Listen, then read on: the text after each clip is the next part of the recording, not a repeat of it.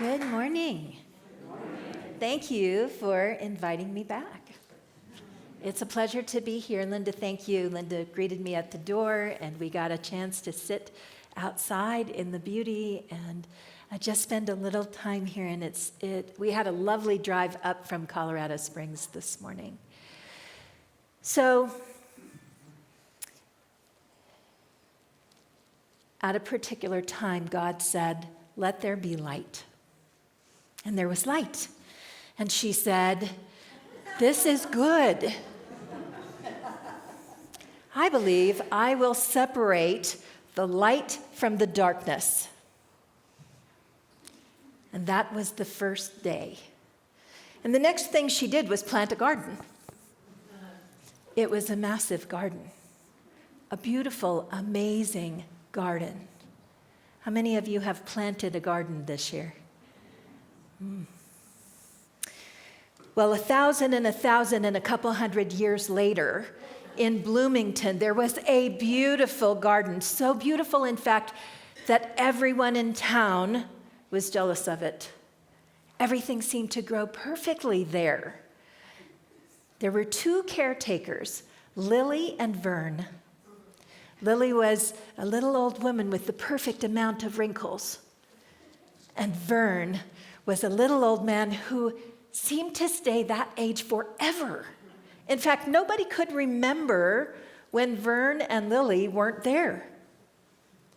But every year, they opened their garden for the people to come. Come on a garden tour. Come and see all the beautiful things that grow here. Open your heart and let it be filled with beauty. And most people did. In fact, most people were so deeply touched by the beauty of the garden that when they left, they felt like their heart was going to burst out of their chest, like the beauty just followed them everywhere they went, except for Timothy. And every year, Timothy showed up grumpy. I don't know what they're doing around here, but I'm going to find out. Something isn't right here. And finally, on this particular given year, Timothy walked straight up to Vern and Lily, and he said, "I've had it. I have been coming here year after year after year after year after year, and I can't figure out what it is that you're doing. What is it that makes your garden so perfect?" And Vern said, "Oh, you should have just asked me. Come with me." And he walked with Timothy to a very far corner of the garden. And he came up to a patch where everything was really thick and green and full. And he said, "Timothy, some of this should stay and some of it should go. I'd like you to decide what should come out." And Timothy walked over, and he was an experienced gardener. He walked over and he looked at it and he said, "I have no idea. I have no idea what plant this is. I can't tell what should go and what should not go. How do I figure that out?" And he said, "Simple. Your heart will tell you. So stop for a minute, be still, and open your heart." Well, this was a hard thing for Timothy to do because he had been mad for a really long time about this garden. But he knew it was the only way he was going to get the secret. So he centered himself, let his feet touch the ground, and remembered what it felt like to stand in his own garden, where he felt like he had the same roots as everything that was growing. And he let his roots grow down, and he felt into his own body. And he closed his eyes, and he reached down, and he began to remove things that didn't belong. This one, and this one, and this one. Oh, not that one, that belongs there. This one, and this one. I don't know about this one comes out. And Vern said, "Very good. Come back in 2 weeks and see what you've done." And Timothy looked, and the ground looked sparse.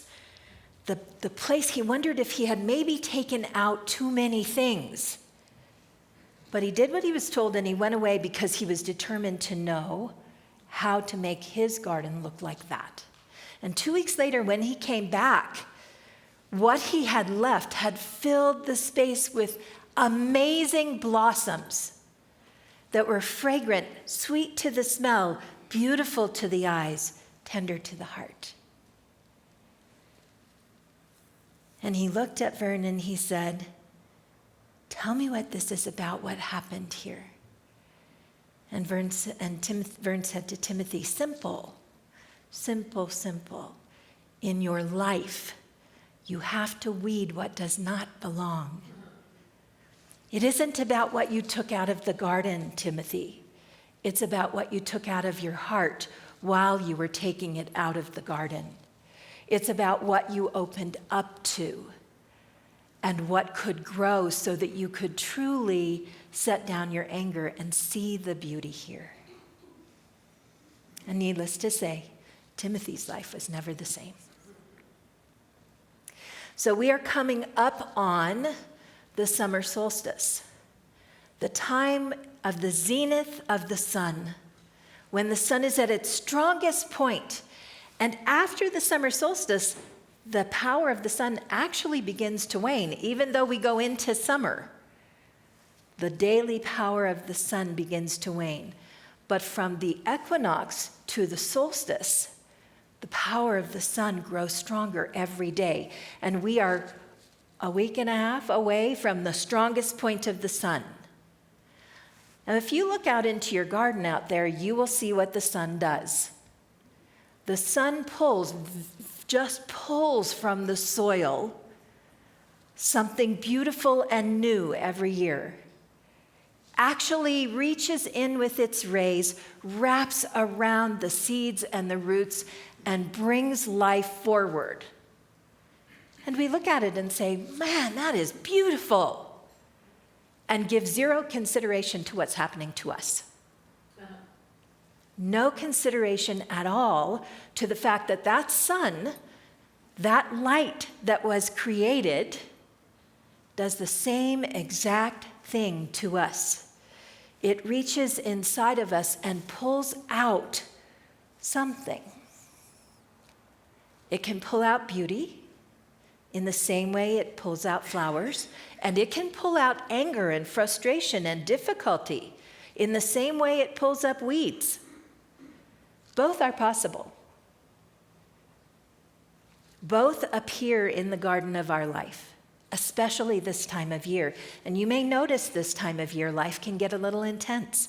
Things happen in our families we didn't expect. Things get changed in travel plans. Stuff doesn't grow the way we want it to grow in our lives. We're halfway from the time that we made New Year's resolutions. And this is about the time we look and go, I worked really hard and nothing happened. Well, we're just now in the season of growth, when things actually come up out of the soil of life and show themselves to us.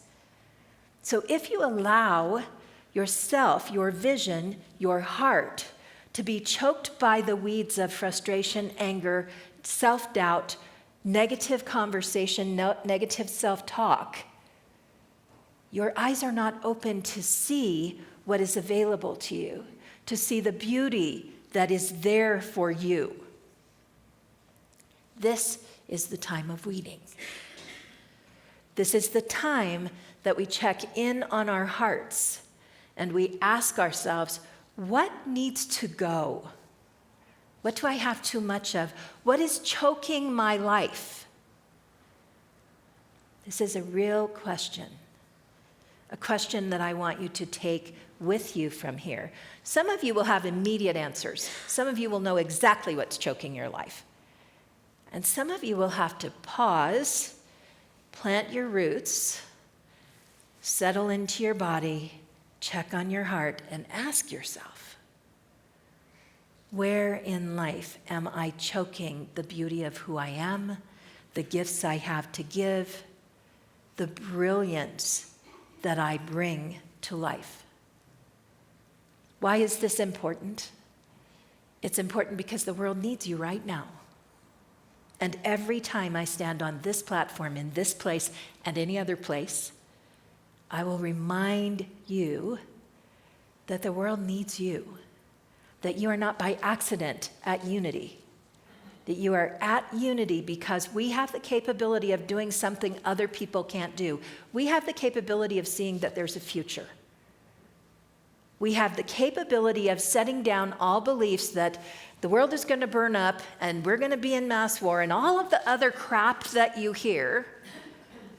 We have the ability and the practice. This is what we do, right? We practice discipling our mind towards positivity, towards a picture of new potential, towards the possibility that life can be different and that miracles still happen. And they do. Because you know what? That light that she created is still shining every single day. And it's still pulling something brilliant from us.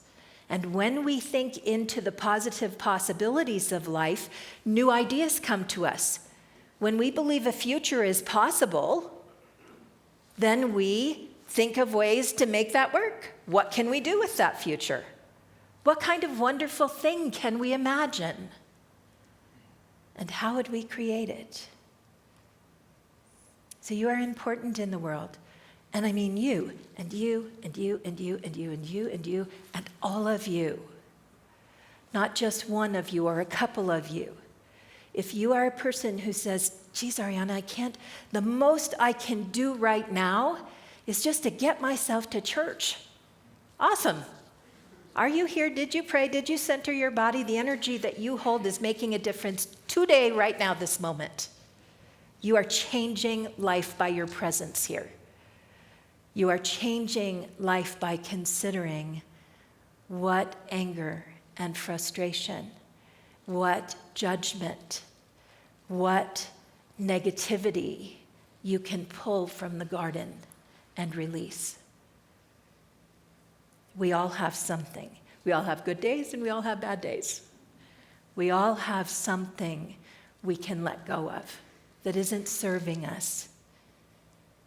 So as we move towards the solstice, we are pulled the strongest to grow, to bring forth something to blossom into the world. And then through summer, we have a chance for that to ripen on the vine. And ripening is the best season. Because when you get into ripening, all you have to do is bask in the sun. That's all you have to do. Soak up the sun and you will come sweet and attractive. And you will call things to you that you didn't even know you could call. Because you took the time to sweeten into life. And in harvest season, which even though we celebrate that in November, actually starts the end of July and the beginning of August, you will begin to see what comes because you did good weeding, because you rested into the season of ripening, because you allowed the sun, the light, the holy to set aside those things that get in the way of you being who you really are, because who she created was you. And who brings the light is you. And as bright as that light is, nothing is brighter than the light of spirit that shines as you. And so it is.